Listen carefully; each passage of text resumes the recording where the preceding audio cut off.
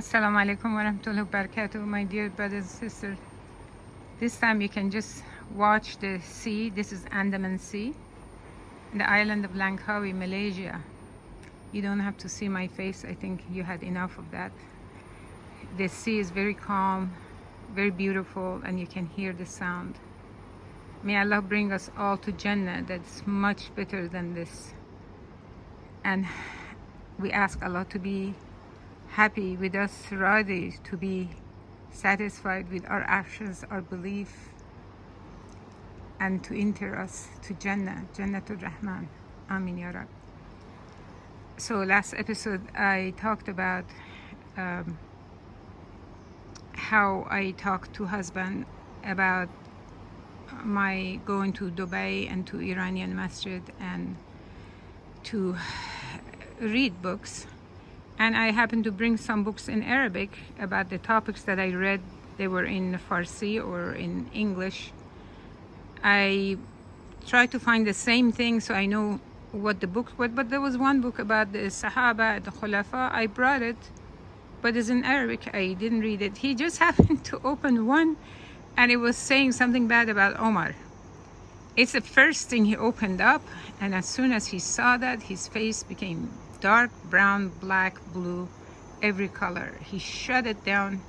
He got up. He said, I will never enter this house as long as these books are here. And okay, this is another huge mistake. Are you all listening? You know, I don't have to talk about my past. Really, I don't have to talk about my past. We have to hide things that Allah has hidden and not talk anything bad about anyone. This is an order from Allah subhanahu wa ta'ala. My only reason to talk about past is because there are lessons to be learned. Some of the issues that happened in my life, it could have been avoided.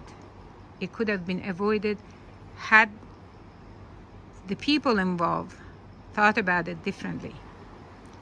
So when a person is anxious to learn, shows so much anxiousness to learn Islam, and just want to know the differences, you do not threaten them.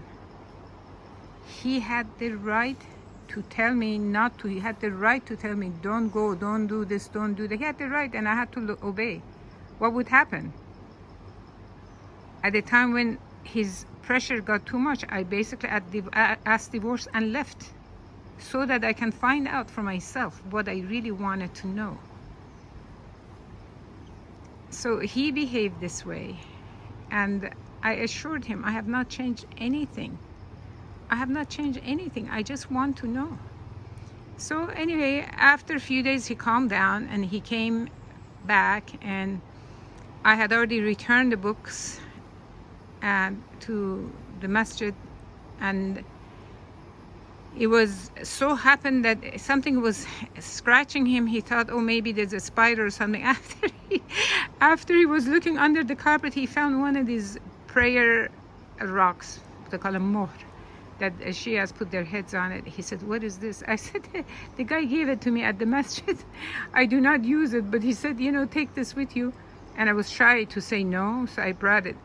Oh my God, he reacted again so strongly. It was like as if I brought poison into the house.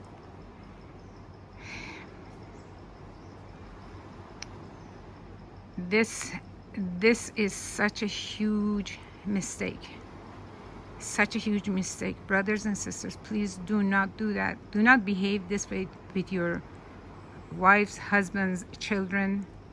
If they are doing something you think is wrong religiously, talk with them softly, nicely. Do not threaten them, because you do this, it goes the other way, completely the other way. So in the meantime, my son came, spent a month there, because I was just really fed up. We were spending time with Sister Sahar, would come and take us to Dubai. We would go to Iranian restaurant.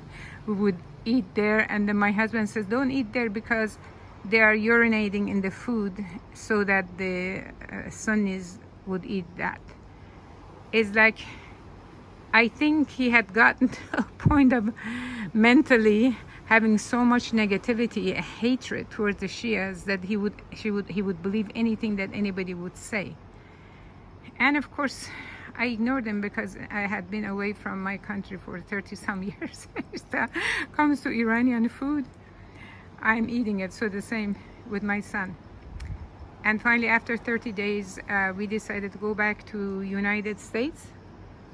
And I remember on the plane, as the plane was taken off from Dubai airport, I said, Ya Allah, please never bring me to this land again.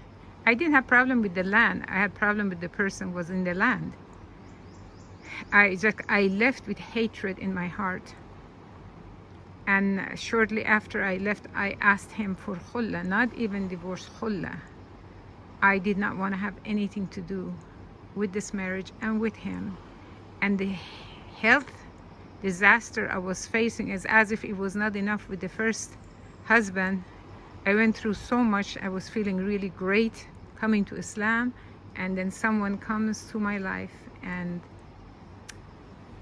just with his behavior really damaged so many things, which alhamdulillah later on I was able to neutralize and have peace with many things that happened. Inshallah, I will talk to you in the next episode, and